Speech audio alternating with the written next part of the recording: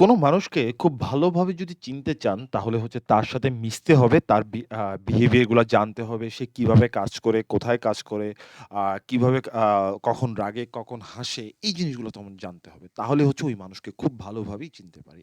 আমরা যদি search engine optimisation নিয়ে যেহেতু কাজ করি আমরা, তাহলে সার্চ ইঞ্জিন অপ্টিমাইজেশন কে বুঝতে হলে আপনাকে সার্চ ইঞ্জিন কিভাবে কাজ করে অথবা সার্চ ইঞ্জিন কিভাবে ইউজ করা যায়, এই জিনিসগুলো সম্পর্কে আমাদের জানতে হবে।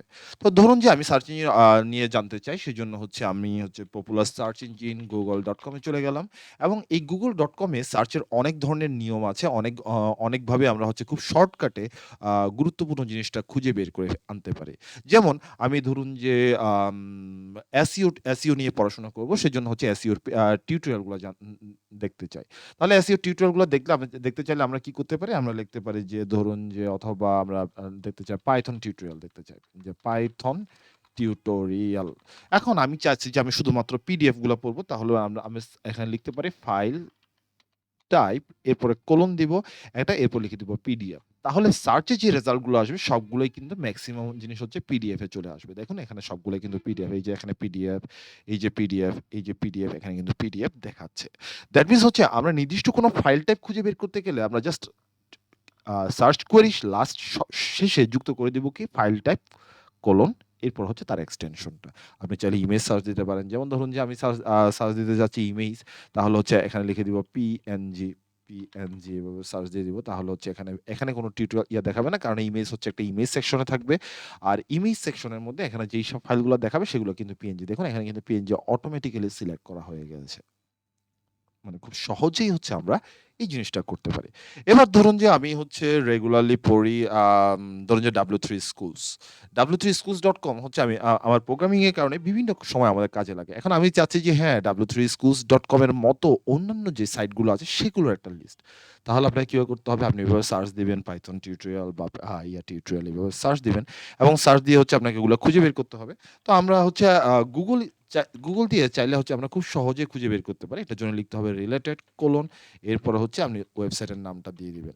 যেমন W3 Schools এর নামটা দিয়ে দিলাম। তাহলে হচ্ছে W3 Schools এর যে রিলেটেড যে জিনিসগুলো আছে সেইগুলোই কিন্তু আপনার এখানে দেখাবে। দেখুন এখানে দেখুন কোড একাডেমি দেখাচ্ছে, সাইট পয়েন্ট দেখাচ্ছে, টিউটোরিয়ালস পয়েন্ট দেখাচ্ছে, জাভাস্ক্রিপ্ট কিট যদিও সাইটের নাম জাভাস্ক্রিপ্ট কিট, সেখানে কিন্তু সে আসলে সবকিছু নিয়ে কথাবার্তা বলেছে। আ এই যে এখানে প্রায় অনেকগুলো জিনিস নিয়ে কথাবার্তা বলে জাভাস্ক্রিপ্ট থেকে শুরু করে আরো অনেকগুলো জিনিস নিয়ে কথাবার্তা বলেছে এখানে। তো যাই হোক, আমরা হচ্ছে রিলেটেড এর ব্যবহারটা শিখলাম। রিলেটেডটা মূলত কিসের কারণে ইউজ করা হয়? রিলেটেডটা মূলত ইউজ করা হয় রিলেটেড সাইট খুঁজে বের করার জন্য আমরা ইউজ করি।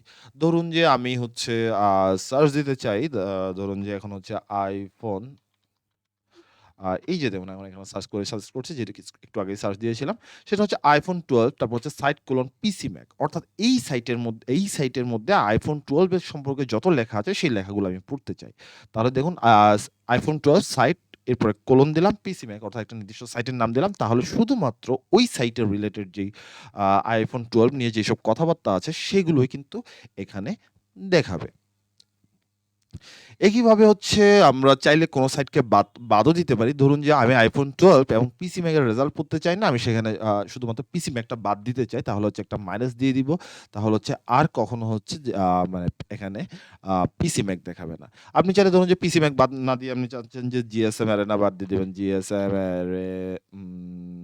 arena.com বাদ দিয়ে দিলেন। তাহলে হচ্ছে এখানে জিএসএম অ্যারেনার কোনো রেজাল্ট আর দেখাবে না। মানে খুব সহজেই আমরা এই কাজগুলো করে ফেলতে পারি। ধরুন যে আমি হচ্ছে এই মুহূর্তে সার্চ দিতে চাই বেস্ট কায়াক এবং আমি চাইছি যাদের টাইটেলের মধ্যে এই জিনিসটা আছে সেটা হচ্ছে তাদেরকেই আমি দেখতে চাই। তাহলে অল ইন টাইটেল এরপর কোন দিলাম বেস্ট কায়াক কায়াক রিভিউ এভাবে করে সার্চ দিলাম। তার মানে হচ্ছে যেখানে হচ্ছে শুধুমাত্র বেস্ট কায়াক শব্দটা আছে অল ইন টাইটেলের মধ্যে এখানে একটা ইনভার্টেড কমা দিয়ে দিতে পারেন। তাহলে হচ্ছে আরো স্পেসিফিক হয়ে যাবে। তাহলে হচ্ছে যেখানের মধ্যে ইয়াগুলো আছে সেখানেই শুধু দেখাবে, বাকিগুলোতে দেখাবে না। তো এইভাবে করেই হচ্ছে আমরা আসলে Google এ সার্চ করতে পারি এরকম অল ইন টাইটেল এর মতো যেরকম আছে অল ইন ইউআরএল অর্থাৎ শব্দটা ইউআরএল এ থাকতে হবে অথবা অল ইন টেক্সট যেটা হচ্ছে এই টেক্সটের মধ্যে থাকতে হবে। এই ধরনের বিষয়গুলো আমরা হচ্ছে কি খুব সহজেই সার্চ দিতে পারি। আরেকটা জিনিস আছে হচ্ছে সেটা হচ্ছে শুধু ইনভার্টেড কমা যদি দেই তাহলে যেটা হবে আম সেটা হচ্ছে যেখানে হচ্ছে হয় টেক্সটের মধ্যে এই যে দেখুন হয় এখানে টেক্সটের মধ্যে অথবা হচ্ছে টাইটেলে অথবা হচ্ছে ইউআরএল এ যেকোনো এক জায়গায় থাকলে মানে এই স্পেসিফিক ওয়ার্ডটা থাকলেই তখন হচ্ছে গিয়ে সে রিভিউটা দেখাবে আদারওয়াইজ আ সরি সার্চ রেজাল্টটা দেখাবে আদারওয়াইজ সার্চ রেজাল্টটা দেখাবে না। তো এই যে সার্চ রেজাল্ট যে ইয়াটা সেটাকে আমরা এই পুরা পেজটাকে বলি আমরা সার্চ রেজাল্ট পেজ অথবা সংক্ষেপে বলি আমরা SERP সার্প। তো এই ভিডিওটা এখানেই থাকুক। কথা হবে অন্য কোনো টপিক নিয়ে নেক্সট ভিডিওতে।